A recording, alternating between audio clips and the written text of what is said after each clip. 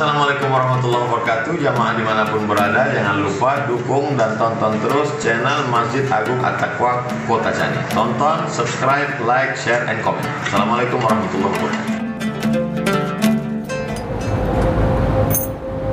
Alhamdulillah. Alhamdulillahilladzi an'amana bi ni'matil iman wal islam wa hadana ila siratihil mustaqim. Ashhadu an la ilaha illallah wahdahu la syarika lahu wa ashhadu anna Muhammadan abduhu wa rasuluh.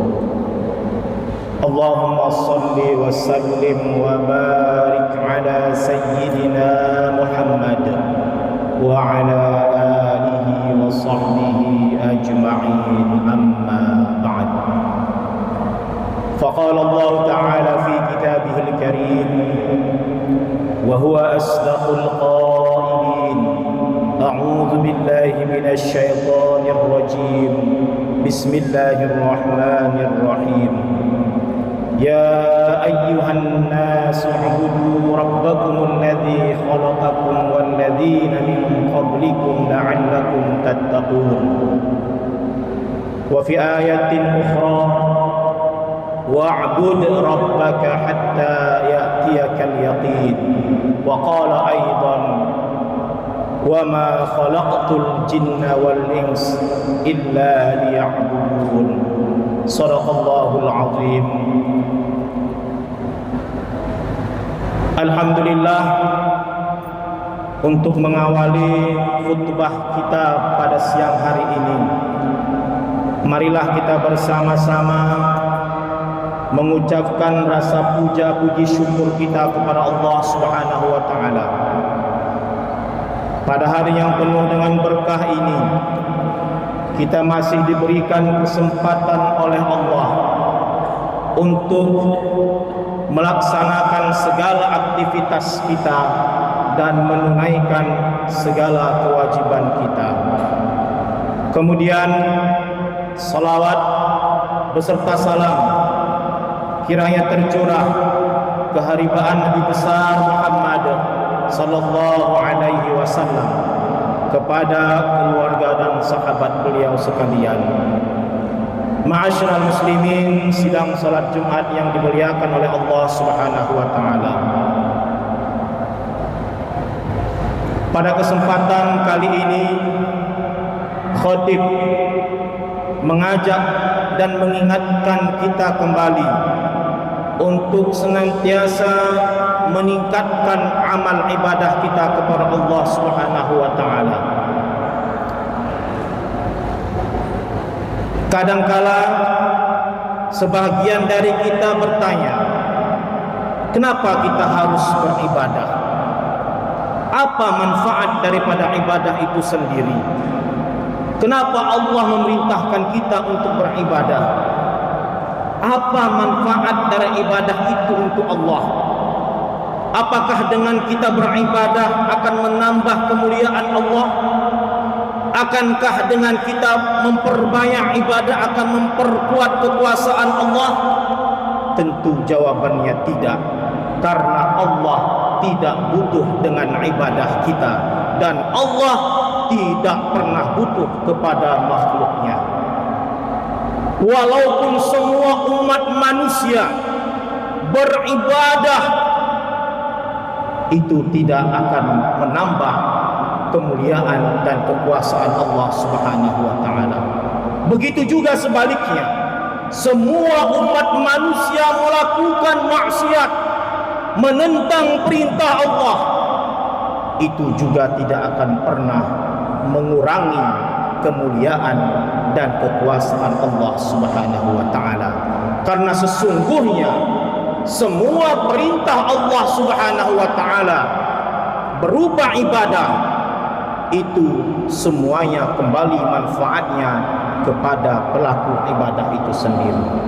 Begitu juga sebaliknya, semua larangan-larangan Allah itu juga untuk kemaslahatan orang yang dapat menghindari larangan-larangan tersebut.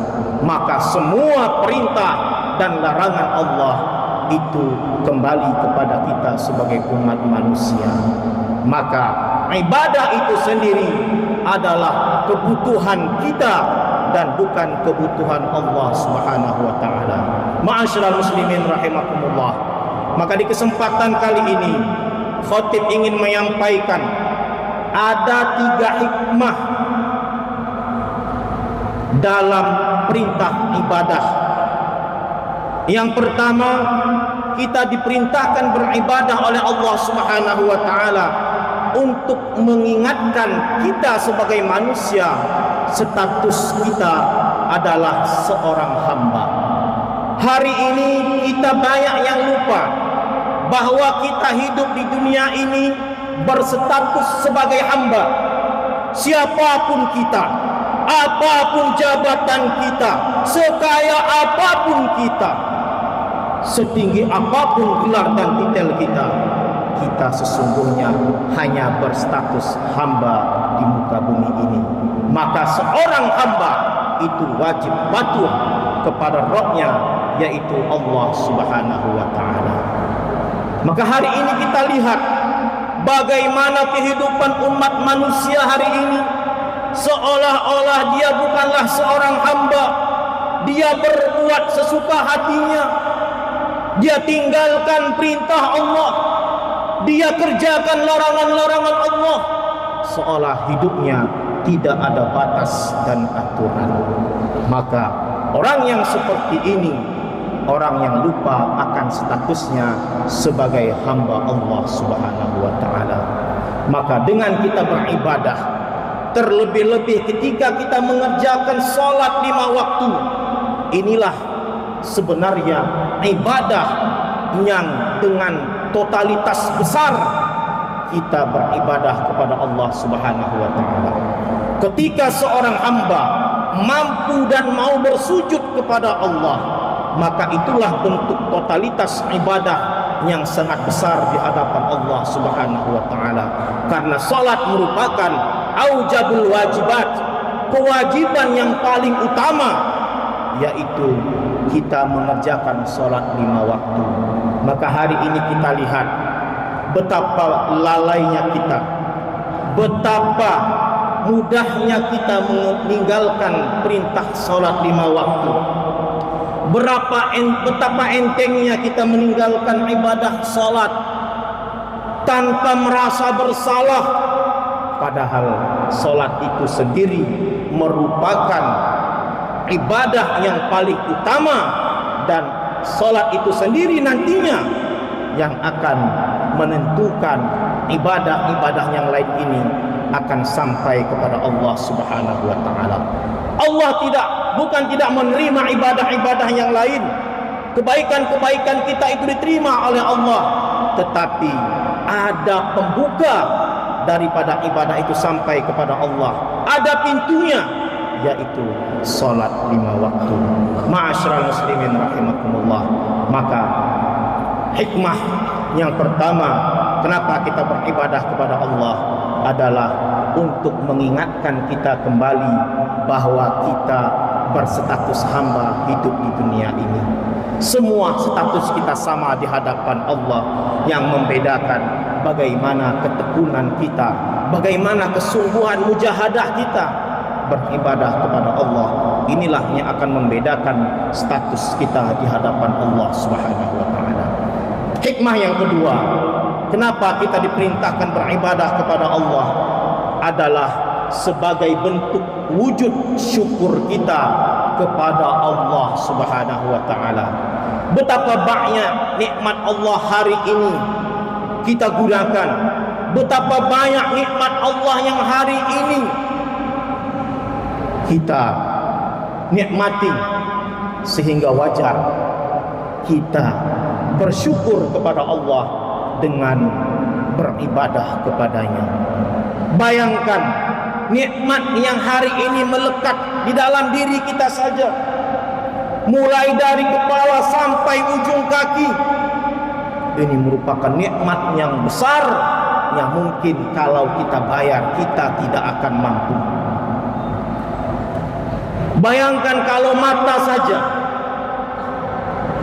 Allah minta bayar setiap hari 100.000 saja. Penggunaan mata 24 jam itu wajib dibayar 100.000, dan itu dibayar prabayar dulu, sama seperti kita menggunakan meteran listrik hari ini. Kalau kita tidak bayar, maka penglihatan kita akan padam. Bayangkan susahnya kita. Tapi Allah tidak minta itu. Yang Allah minta hanya syukur kita dengan kita beribadah kepada Allah Subhanahu wa taala. Belum lagi nikmat-nikmat yang lain. Bagaimana dengan napas kita? Ini saja Allah stop 1 jam. Bagaimana susahnya kita. Banyak yang akan bergelimpangan karena kehabisan napas, karena kehabisan oksigen. Maka lakukanlah ibadah itu, salah satunya sebagai bentuk wujud syukur kita kepada Allah. Sebagaimana Rasulullah sallallahu alaihi wasallam ketika ditanya oleh istri beliau Siti Aisyah, "Ya Rasulullah, bukankah engkau adalah utusan Allah, kekasih Allah? Dosa-dosamu sudah Allah ampuni, ma taqaddam min dzambik wa ma ta'akhkhar." Tetapi ibadah Rasulullah tidak kurang sedikit pun. Di dalam hadis tersebut dijelaskan hatta tawarrat qadamahu, sehingga tumit Rasulullah itu pecah, berdarah, saking lamanya beliau berdiri beribadah kepada Allah Subhanahu wa taala. Lantas apanya Rasulullah SAW jawab dari pertanyaan Siti Aisyah tersebut? Afala akunu abdan syakura. Ibadah yang kulakukan ini hanya aku inginkan supaya aku termasuk dari hamba-hamba Allah yang banyak bersyukur kepadanya atas nikmat yang Allah berikan kepadaku. Maka sudah sepantasnya, dan kita harus merasa malu, dan kita harus tahu diri. Begitu banyak sudah nikmat yang Allah berikan kepada kita. Kenapa hanya untuk bersujud? Kenapa hanya untuk beribadah-ibadah yang lain? Memenuhi perintah-perintah Allah. Toh perintah Allah, kewajiban kita itu sangatlah sedikit. Dari 5 hukum yang ada, kewajiban, sunnah, makruh, mubah, haram, kewajiban itulah yang paling sedikit. Yang paling banyak Allah berikan kepada kita adalah perkara yang mubah. Karena memang kita umat Islam ini ataupun umat manusia ini mempunyai sifat malas. Maka tidak ada yang membuat kita tidak mengerjakan perintah Allah terkecuali hanya malas saja. Secara logika, tidak ada satu ibadah pun yang Allah wajibkan kepada kita itu memberatkan kita, tidak ada. Mulai dari sholat 5 waktu tidak ada. Informasi yang kita dapat orang yang sedang mengerjakan sholat berjamaah di Masjid Agung At-Taqwa banyak yang berjatuhan, tidak ada. Orang yang mengerjakan puasa lantas banyak yang meninggal dunia, tidak ada. Karena memang ibadah itu sudah sesuai dengan takaran kemampuan kita yang Allah berikan kepada kita, karena Allah Maha tahu tentang diri hambanya, sehingga tidak ada ibadah yang memberatkan kita. Maka alasan satu-satunya yang membuat kita tidak mau beribadah kepada Allah hanya karena malas kita dan hanya karena bisikan-bisikan syaitan yang terus menghalangi kita untuk tidak mengerjakan ibadah kepada Allah. Dan inilah yang membuat kita hari ini belum merdeka. Inilah yang membuat kita hari ini masih terbelenggu, karena kita belum bisa melepaskan diri dari godaan-godaan syaitan, dari hawa nafsu kita. Anan nafsa la ammaratun bisu. Nafsu itu senantiasa memerintahkan manusia untuk melakukan keburukan demi keburukan. Ma'asyiral muslimin rahimakumullah. Kemudian yang terakhir, hikmah kita dianjurkan atau diperintahkan beribadah adalah untuk menghapus dosa-dosa yang kita lakukan dalam satu hari itu. Bagaimana di dalam sebuah hadis Rasulullah yang diriwayatkan dari Ibnu Umar radhiyallahu anhuma, kata beliau, Rasulullah SAW pernah bersabda, innal abda idza qama ila shalah ata bi dzunubihi kulliha fawudi'at ala atiqaihi fakullama raka'a aw sajada tasaqatat anhu.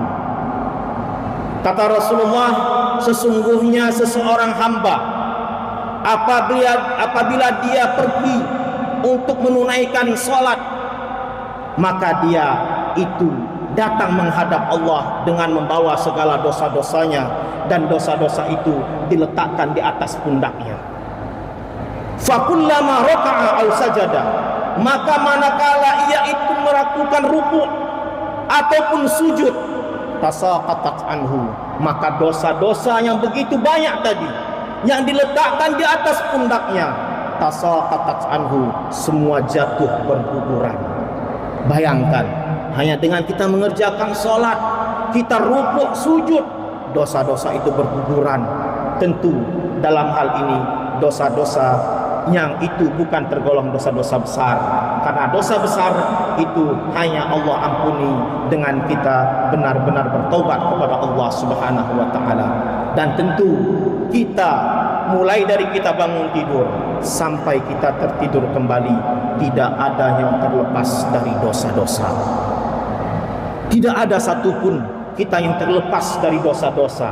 Dosa mata kita, dosa mulut kita, dosa pikiran kita, dosa telinga kita. Ini tentunya akan bisa terkikis, bahkan dihapus oleh Allah dengan kita melaksanakan sholat.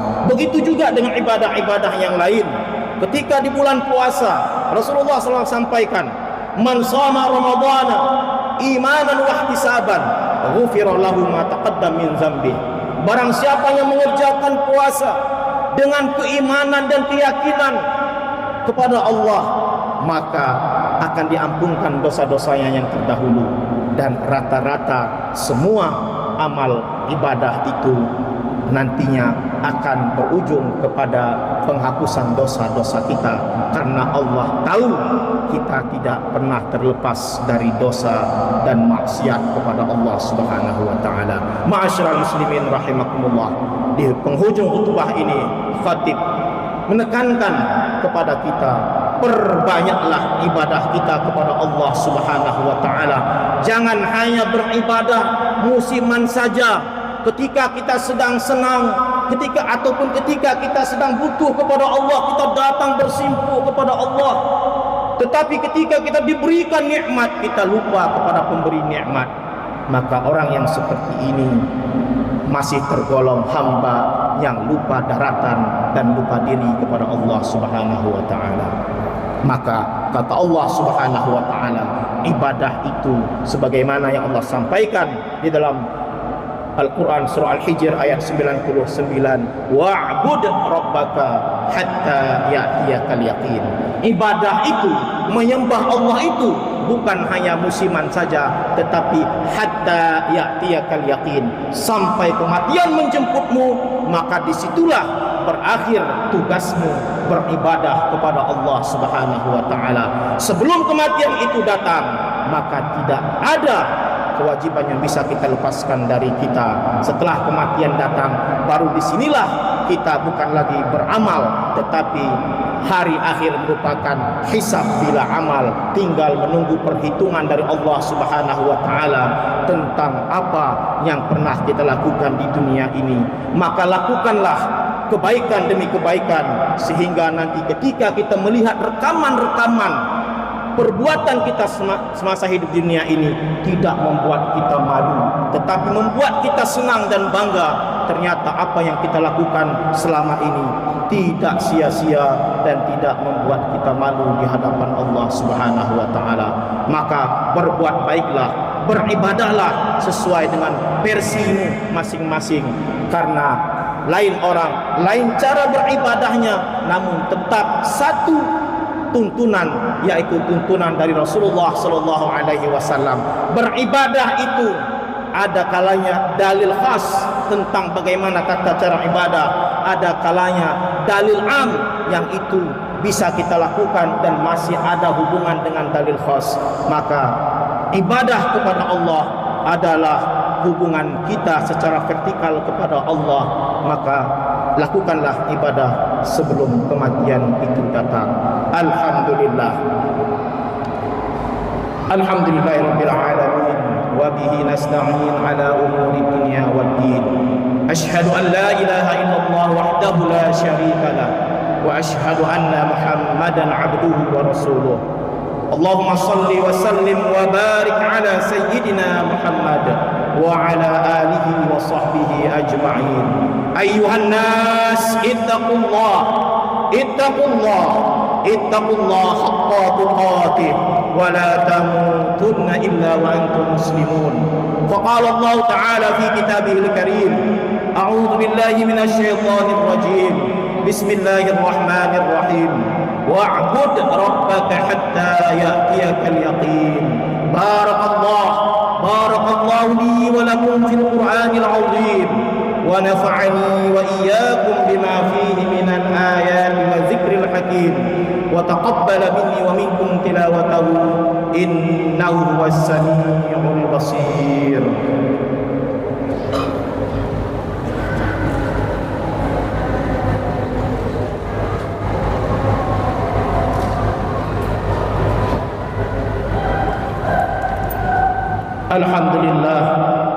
Alhamdulillahilladzi amarna bittaqwa wa nahana 'anil ittiba'il hawa. Asyhadu an la ilaha illallah wahdahu la syarika lah wa asyhadu anna Muhammadan 'abduhu wa rasuluh. Allahumma salli wa sallim ala sayyidina Muhammad wa ala alihi wa sahbihi ajma'in.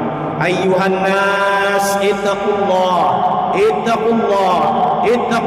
haqqa tuqatih wa la tamutunna illa wa antum muslimun. Innallaha wa malaikatahu yusalluna 'alan nabi ya ayyuhalladzina amanu sallu 'alaihi wa sallimu taslima. Allahumma salli wa sallim ala sayyidina Muhammad wa ala ali sayyidina Muhammad kama sallaita ala sayyidina Ibrahim wa ala ali sayyidina Ibrahim wa barik ala sayyidina Muhammad wa ala ali sayyidina Muhammad kama barakta ala sayyidina Ibrahim wa ala ali sayyidina Ibrahim fil alamin innaka Hamidum Majid. Allahumma ighfir lana wal muslimina wal muslimat wal mu'minina wal mu'minat al ahya'i minhum wal amwat. Allahumma ahsin 'aqibatana fil umuri kulliha wa ajirna min khizyid dunya wa 'adzabil akhirah. Allahumma inna nas'aluka salamatan fid din wa 'afiyatan fil jasad wa ziyadatan fil ilmi wa barakatan fil rizqi wa taubatan qabla al maut wa rahmatan 'inda al maut wa maghfiratan ba'da al maut. Rabbana atina fid dunya hasanah wa fil akhirati hasanah wa qina 'adzaban nar. Ibadallah, innallaha ya'muru bil 'adli wal ihsan wa ita'i dzil qurba wa yanha 'anil fahsya'i wal munkar wal baghi ya'idzukum la'allakum tadhakkarun. Fadhkurullaha wa la dzikrullahi akbar. Aqimus shalah.